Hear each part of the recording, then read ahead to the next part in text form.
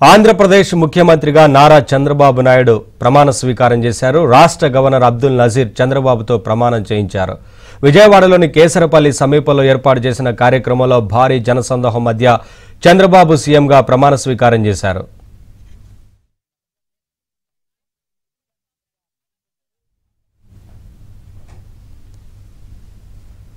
చంద్రబాబు నివాసం వద్ద నుంచి మా కరెస్పాండెంట్ సత్య లైవ్ ద్వారా అప్డేట్స్ అందిస్తారు.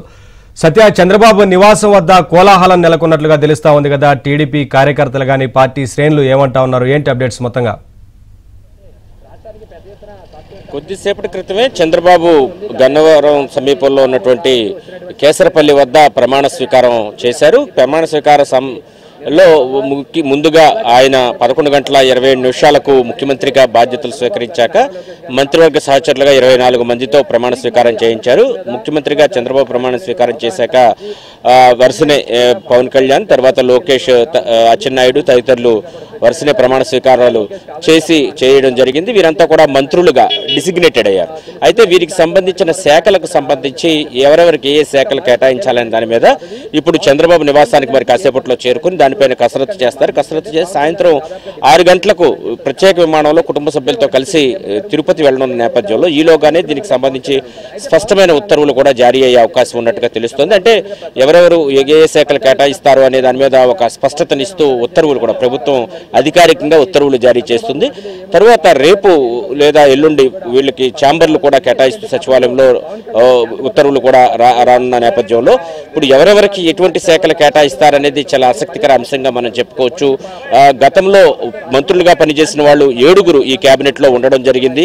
అదేవిధంగా ఈ 7 పాటుగా కేవలం 7 కాకుండా మిగిలిన వారంతా కూడా కొత్త వారే ఈసారి మంత్రిమండలిలో ఉండబోతున్నారు. కాబట్టి పాత కొత్త కలయికలతో ఈ మంత్రిమండలి అయితే ఉండబోతోంది. అయితే ఎవరికి ఏ శాఖను కేటాయిస్తే ఎంత సమర్థంగా నిర్వర్తించగలరనే దాని మీదే ఈరోజు మధ్యాహ్నం చంద్రబాబు నాయుడు తన నివాసంలో కసరత్తు చేయనున్నారు. మొత్తం మీద తీసుకుంటే కనుక ఎవరికి ఎటువంటి శాఖలు కేటాయించాలి ఏంటి అనే దాని మీద పూర్తి స్థాయిలో మరి కాసేపట్లో కసరత్తు ప్రారంభించబోతున్నారు. అదే సమయంలో మళ్ళా సాయంత్రానికి కుటుంబ సమేతంగా కూడా ఆయన తిరుపతి వెళ్తారని కూడా చెబుతున్న పరిస్థితి అయితే ఉంది. శాఖల కేటాయింపై ఈ కసరత్తు ఇప్పటికే అంటే నిన్న ఏదైతే మంత్రులకు సంబంధించి ఎవరెవరిని మంత్రులుగా చేయాలి అనే దాని మీద చర్చించిన పరిస్థితి అయితే ఉంది. ఇప్పుడు ఈరోజు ఎవరెవరికి ఏ శాఖలు కేటాయించాలనే దాని మీద తర్జన భర్జన అయితే మధ్యాహ్నం నుంచి కొనసాగే అవకాశం ఉంది. ముఖ్యంగా పోలవరం, అమరావతి నిర్మాణాలకు చంద్రబాబు సర్కారు సూపర్ ప్రయారిటీ ఇవ్వబోతోందని తెలుస్తోంది. అదేవిధంగా ఇరిగేషన్, పట్టణాభివృద్ధి శాఖల పరిధిలో పోలవరం, అమరావతి నిర్మాణాల వ్యవహారం ఉండేలాగా కూడా చర్యలు తీసుకుంటారా ఈసారి కూర్పులు అనేది కూడా ఆలోచించాల్సి ఉంటుంది. కీలక శాఖల కావాలని జనసేన కూడా ఒకవైపు ఆశిస్తున్న తరుణంలో ఈ కూర్పు ఎలా ఉండబోతుంది అనేది కూడా చూడాల్సి ఉంది. హోంశాఖ ఎవరికి వెళ్తుంది, అదేవిధంగా రెవెన్యూ, కీలకమైన హోంశాఖ, రెవెన్యూ శాఖలు ఎవరెవరికి వెళ్తాయనేది కూడా దాని మీద కూడా చర్చ నడుస్తోంది. ఇంకో పరిశ్రమలు, స్కిల్ డెవలప్మెంట్, వ్యవసాయం, ఇంధన శాఖ టీడీపీ వద్దే ఉంటాయా లేదా వాటిని ఇవి కూడా కీలకమైన శాఖలు, ఇవి మిత్రపక్షాలకు కొన్ని కేటాయిస్తారనేది కూడా చూడాల్సి ఉంది. లోకేష్కు ఇప్పుడు ప్రస్తుతానికి మాత్రం గతంలో ఐటీ పంచాయతీరాజ్ శాఖ మంత్రిగా చేశారు. ఆయనకు విద్యాశాఖ లేదా ఐటీ శాఖ కలిపి ఇస్తారా అనే చర్చ కూడా ఒకవైపు నడుస్తున్న పరిస్థితి అయితే ఉంది. ప్రస్తుతానికి ఇవన్నీ కూడా లీకుల రూపంలో చర్చ నడుస్తున్న పరిస్థితి అయితే ఉంది. గతంలోనే ఉన్నటువంటి శాఖలనే ఆయనకు మరలా కేటాయిస్తారా అనేది కూడా చర్చ అయితే నడుస్తోంది. ఇంకా ఆర్థిక శాఖ విషయానికి వస్తే కనుక ఆనం రామనారాయణ రెడ్డి సీనియర్ గతంలో ఆర్థిక శాఖ అనేక సార్లు నిర్వహించారు ఆయన. అదేవిధంగా పయ్యావుల కేశవ్, వీళ్ళిద్దరిలో ఎవరికైనా దక్కే అవకాశం ఉందా అనే దాని మీద కూడా చర్చ నడుస్తున్న పరిస్థితి అయితే ఉంది. వంగల్పూడి అనితకు కూడా కీలకమైన శాఖలు కట్టబడే అవకాశం లేకపోలేదని కూడా చర్చ నడుస్తున్న పరిస్థితి అయితే ఉంది. పట్టణాభివృద్ధి శాఖ మాత్రం నారాయణ ఎవరైతే గతంలోనే అమరావతి నిర్మాణంలో చాలా క్రియాశీలక పాత్ర పోషించారని చెప్పుకోవచ్చు. అప్పట్లో పట్టణాభివృద్ధి శాఖ మంత్రిగా ఉండి అమరావతి నిర్మాణంలో ప్రతి అంశంలో ఆయన భాగస్వామిగా ఉన్నారు. కాబట్టి అమరావతి నిర్మాణం శరవేగంగా జరగాలన్నా, దీనిపై పూర్తి స్థాయి పట్టు సాధించాలన్నా మరలా ఆ శాఖను నారాయణకి కేటాయిస్తారా లేదా సీఎం వద్దే ఉంచుకుంటారా లేదా వేరే ఎవరికైనా కేటాయిస్తారన్న దాని మీద కూడా ఈ మధ్యాహ్నం చర్చ నడుస్తుంది.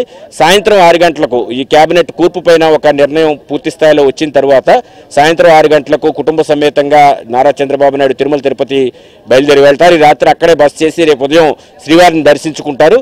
కాబట్టి ఈలోగానే ఈ కేబినెట్ కూర్పు అనేది పూర్తి చేసి దీనికి సంబంధిత జీవోను సీఎస్తో ఈ మధ్యాహ్నమే లేదా ఈ సాయంత్రానికి ఇప్పించే ప్రయత్నం అయితే జరుగుతుందని చెప్పుకోవచ్చు. రేపటి నుంచి ఆయా శాఖల వారీగా మంత్రులకు ఛాంబర్ల కేటాయింపు కూడా సచివాలయంలో జీఐడి తరపున కేటాయించడంతో పాటు వారికి అవసరమైనటువంటి ఫర్నిచర్ కానీ ఇతర సామాగ్రిని కూడా కేటాయించే పరిస్థితి అయితే ఉంటుంది. ప్రస్తుతానికి మాత్రం ఎవరికి ఏ శాఖలు అనే దాని మీదే ఈ మధ్యాహ్నం అంతా కూడా చంద్రబాబు నివాసం వద్ద కసరత్తు జరగనుంది.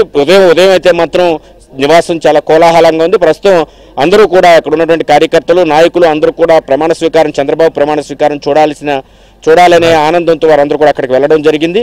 ప్రస్తుతం అయితే కేసరపల్లి వద్ద ఫుల్ ఫ్లెడ్జెడ్గా రోడ్లన్నీ కూడా నిండిపోయిన పరిస్థితి. ఇప్పుడే కొద్దిసేపటి క్రితమే అక్కడ ప్రమాణ స్వీకార కార్యక్రమం కూడా పూర్తయిన నేపథ్యంలో వారంతా కూడా ఇప్పుడు ప్రధాని ఎయిర్పోర్ట్లో దిగబెట్టడానికి చంద్రబాబు అదేవిధంగా పవన్ కళ్యాణ్ కూడా వెళ్ళినట్టుగా తెలుస్తోంది. తర్వాత కుటుంబ సభ్యులతో కలిసి చంద్రబాబు నివాసానికి చేరుకుంటారు. నివాసానికి చేరుకున్న తర్వాత ఈ కేబినెట్ శాఖల కూర్పుకు సంబంధించి విస్తృత కసరత్తు